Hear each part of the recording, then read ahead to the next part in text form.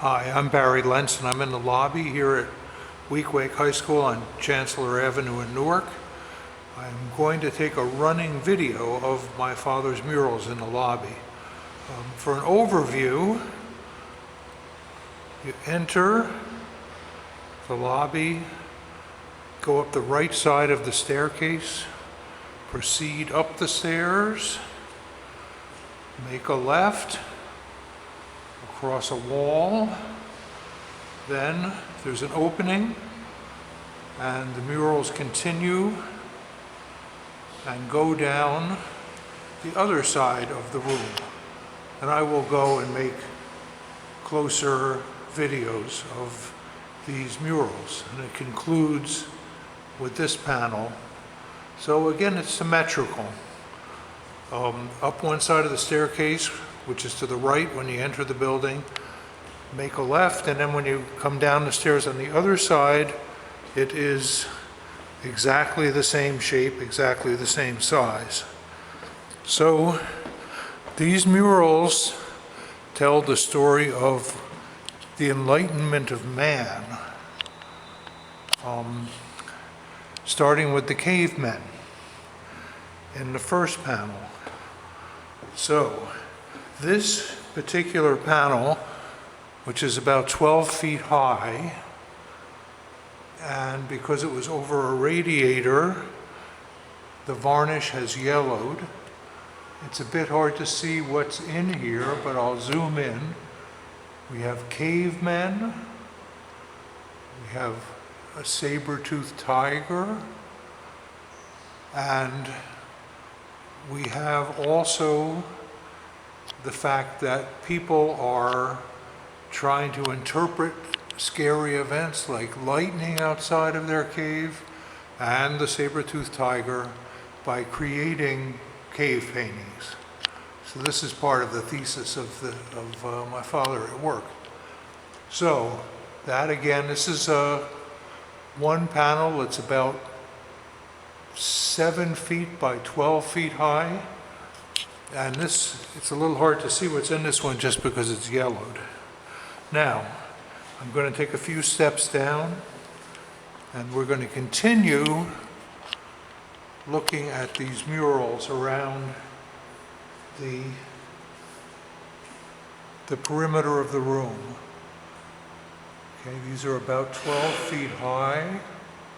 And just to give you an overview, they kind of step their way up over the stairs, over marble insets. Okay, this is my father's signature down in the right-hand corner of this second wall of works. This panel is in relatively less yellowed shape than the first one. Thematically, we have slaves in ancient Egypt or someplace like that. Then we have some awful looking, probably Spartans here. In any case, very violent looking people. But we also have a more enlightened Greek kind of figure here, who's pointing the way onward and upward to enlightenment. Here, again, still on this first wall, we have some monks in medieval times.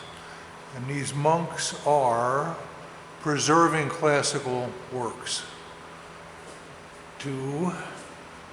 which will lead to the Enlightenment and the Renaissance. So I'm going to take a few steps back.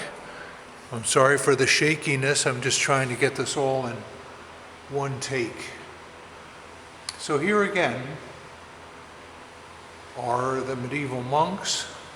The condition is not bad on this wall. It's yellowed varnish, but most of the paint is intact. So I'm now going to turn 1/4 turn to the left And we find ourselves in the Renaissance. That's Michelangelo making a statue, and we go here. We have Savonarola preaching against the arts, preaching against the Renaissance artworks. The fire in the back, I guess, is the burning of the books, the famous burning of the books. There's some canvas loss here along the lower edge. Up here in the corner, before we get to that opening in the wall, we have Erasmus, Dante, and Leonardo da Vinci. So that is what's going on here. So again, continuing the idea of one continuous take, I'm going to go over to the next wall. We have a bit of enlightenment here. This wall is about 6 feet high by maybe, 12 feet wide, maybe not quite. So here we have another scholar. There's some canvas missing here. You can see. I guess somebody helped themselves to a little bit of this. As part of human suffering that people have to overcome, we have some people laboring on cotton. Ostensibly, it's a bit of a jump in time between the medieval monk and these slaves. I'm going to see if I can get back and take a little better picture of some of this. There's a little bit of paint loss. Fundamentally, it's pretty sound, and then there's some ripping of the canvas here on the lower edge, but nothing, I don't think, too terrible or dire. Okay, now we're going to make another left and head down the stairs back towards the entrance to the building. And here we are in modern times. We have modern science for the benefit of a young child. We have an X-ray machine. We have a young couple, hopefully looking forward to a better life. We also have what appears to be a fire in a pit. We also have in the background a city skyline, a dam, some smelting taking place, some miners. This panel is about, well, it's virtually the same size as the opposite wall, which is to say about 14 feet wide, 14 feet high, and about 20 feet wide. And I'll get in a little bit closer to take some pictures of the condition here. There's some little big bits of chips here, a few little things missing.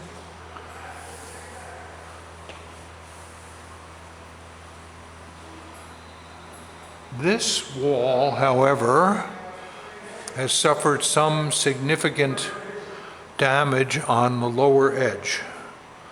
And this occurred because it was covered with plexiglass to try to protect it from vandalism.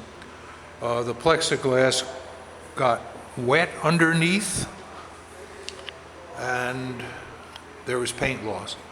However, this, I think, is the worst damage that anything has suffered in the mural generally.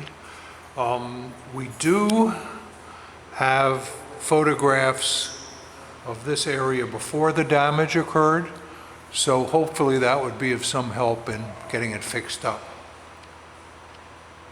Okay, now I am going to take a few steps back up these stairs to a landing here so I can get a better picture of the last tableau of the whole mural. This actually is exactly the same size as the opening panel with the cavemen and confronting the saber-toothed tiger and the lightning and other dangers. This, however, is a very idealistically painted family, farmers it looks like. It's a man and a woman, a little child and an older child on the side. This panel is very, very beautiful, very optimistic. There's a ray of sunlight coming down from the top.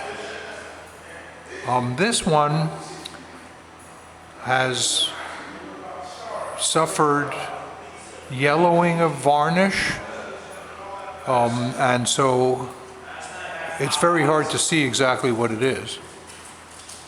At some point in the future, it might not be a bad idea to consider making these radiators at the bottom inoperative so it can avoid further damage. Okay, I'm just going to zoom in on this last panel a little bit and get a few highlights to make it a little easier to see.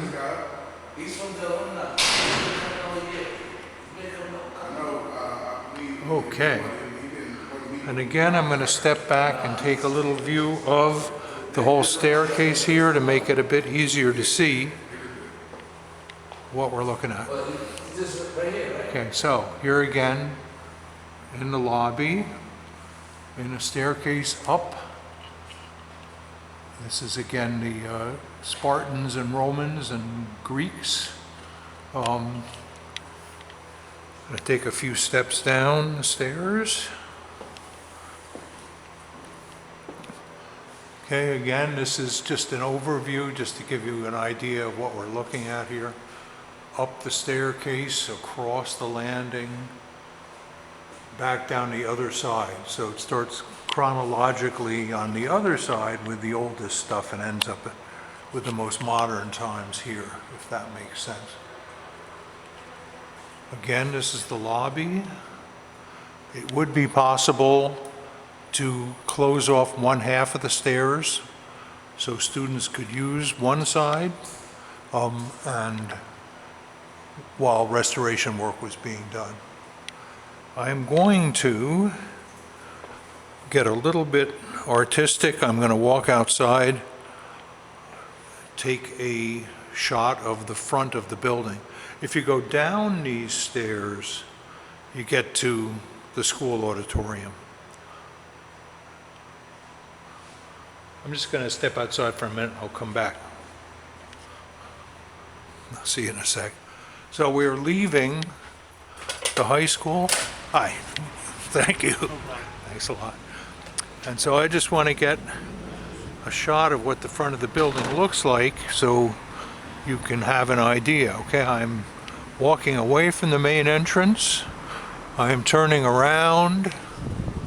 Here is the entrance to the high school, the main entrance.